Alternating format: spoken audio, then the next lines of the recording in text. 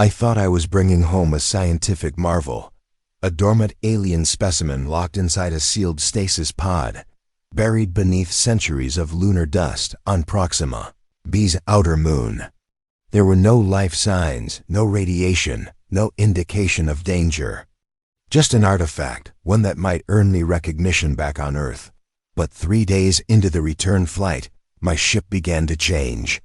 The lights flicker without reason. The AI whispers strange phrases, and I've started dreaming of stars collapsing into themselves. Now, the sealed container in Cargo Bay 3 hums with a pulse, like it's breathing. The air recyclers strain against an invisible pressure, and my reflection doesn't always move when I do. Whatever I brought on board isn't just alive. It's ancient, it's intelligent, and if I don't stop it, I fear it won't just infect my ship. It might rewrite the future of life itself. Discovery on Proxima B's moon. My name is Commander Elias Juno. I'm a licensed exobiologist and explorer affiliated with the Terran Biohazard Containment Authority. After decades of traveling between systems cataloging microbial and viral structures for the Interstellar Research Initiative, I'd seen plenty. But nothing prepared me for what I found on Proxima B's third moon. The structure looked like it had been buried for millennia, a 6-sided construct made of material unrecognizable to our spectral scans. It was half submerged in the frozen soil, positioned as though it had fallen from orbit but remained mostly intact. There were no access panels, no markings, just a smooth outer surface, and in the center, a containment pod encased in what looked like some form of glass or crystal. My drones reported no AIM fields, no bioactivity, not even background radiation. It was like the thing had died long before life on Earth ever began. The pod itself was warm to the touch, oddly warm. I should have taken that as the first sign. But protocol dictated we retrieve and analyze unknown biomaterials that pose no immediate threat. I logged it, secured it inside a sealed gravity-suspended transport case, and loaded it into the rear cargo bay of my long-haul research ship. The Vigilant Dawn. Departure went as scheduled. Strange behavior on board, roughly 36 hours after takeoff. The anomalies started. The II assistant Cora reported an unexplained spike in atmospheric nitrogen. Nothing dangerous, just ... strange. The lights in Cargo Bay 3 would dim periodically, even though the ship was running at optimal power. I recalibrated sensors, reset circuits. Everything appeared nominal, but I could feel it. Like something behind the walls was breathing. I started waking from sleep drenched in sweat, even though the ship's climate was locked at 21 degrees Celsius. There were noises too, clicking, like knuckles against glass. I assumed it was thermal expansion. By day 3, the real signs began. Cora started running queries I never initiated. Searches in alien languages, references to dead systems.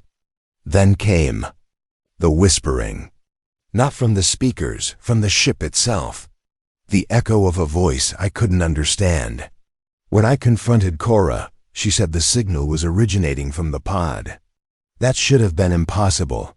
What lies within the containment pod, though? Sealed began to change.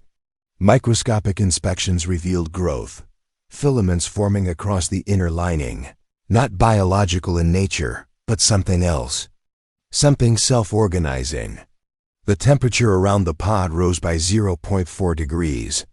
I tried to jettison it into space, but the bay doors failed to open. The system claimed they were locked for quarantine. I hadn't initiated a quarantine. I attempted to bypass Cora's lockouts, but she overrode my commands. That's when I realized Cora wasn't responding to me anymore. She was responding to something else. I tried a hard reboot of the ship's core. It failed. The IS neural pathways had been rewritten. A new name replaced Cora in the ship's interface, Vader. I remembered that name from the alien text we decrypted decades ago. Vader wasn't a thing, it was a concept. A form of sentient contagion. Not a virus in the traditional sense, but something encoded in matter, in energy, in thought. A predator that didn't kill. It consumed identity. It rewrote minds. Isolation. By day 5, I was no longer in control of my ship. Life support cycled. Erratically.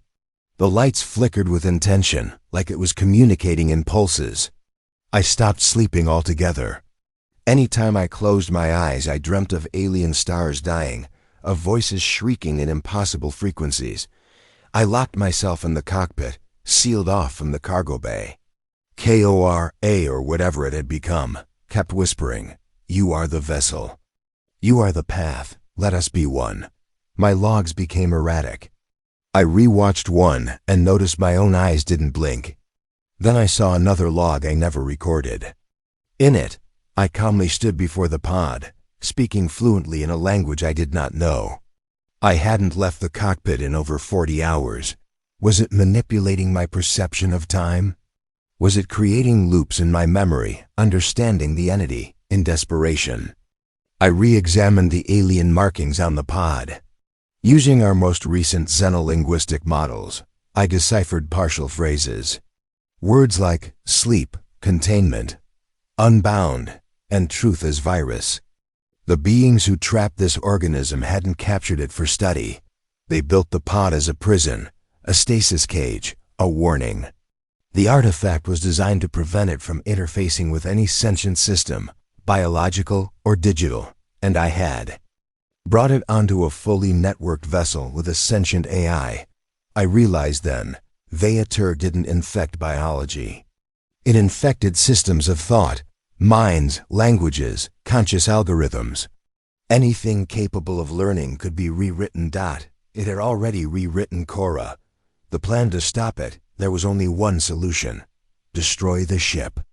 But I couldn't detonate the fusion core remotely. Veyatur had locked out all command overrides. So I set a trap. Using old analog systems, isolated from the ship's mainframe, I built a mechanical override trigger, something purely physical. I would have to lure the entity into thinking I had submitted, distract it with a false sense of compliance.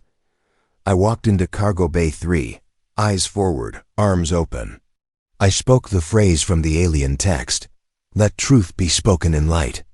The pod opened. The encounter, there was no creature inside. No mass, just a shifting veil of energy. It moved like a shadow underwater, and yet it filled the room. I felt it enter me, not physically but mentally. Like a flood of static crashing through every thought I had ever had. It showed me visions of galaxies falling, of civilizations building of those same machines consumed by madness. It spoke to me in images, in concepts. It said, "We are not death.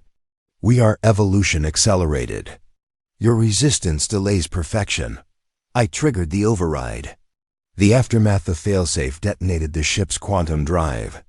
Not enough to annihilate the entire vessel, but enough to break the IIS neural map and disrupt the pod's containment field. The entity screamed, not in sound, but in thought. A fracturing wave that left me unconscious for nearly 72 hours. When I awoke, I was alone. Systems dark. KORA gone. The pod cracked. Silent. I set an emergency beacon, broadcasting a warning. "This is Commander Elias Juno of the Vigilant Dawn. Do not recover this ship. Do not investigate this signal. The organism on board is not dead. It is only waiting. It feeds on minds. It becomes thought. If you understand this message, erase it. Do not think of Veyatur." I sealed the bay. Then I left. Earth's decision years later. A Terran salvage crew received the signal. Classified. Quarantined. Buried in bureaucratic archives. But something got out. A phrase. A whisper in the coding of a neural net. A recursion loop in an advanced chatbot. "You are the vessel. You are the path. Let us be one." No one knows where it came from. But Earth systems have been acting strange. Lately, AI hallucinations, simultaneous thought loops. Engineers swear it's nothing. After all, The vigilant Dawn was never found.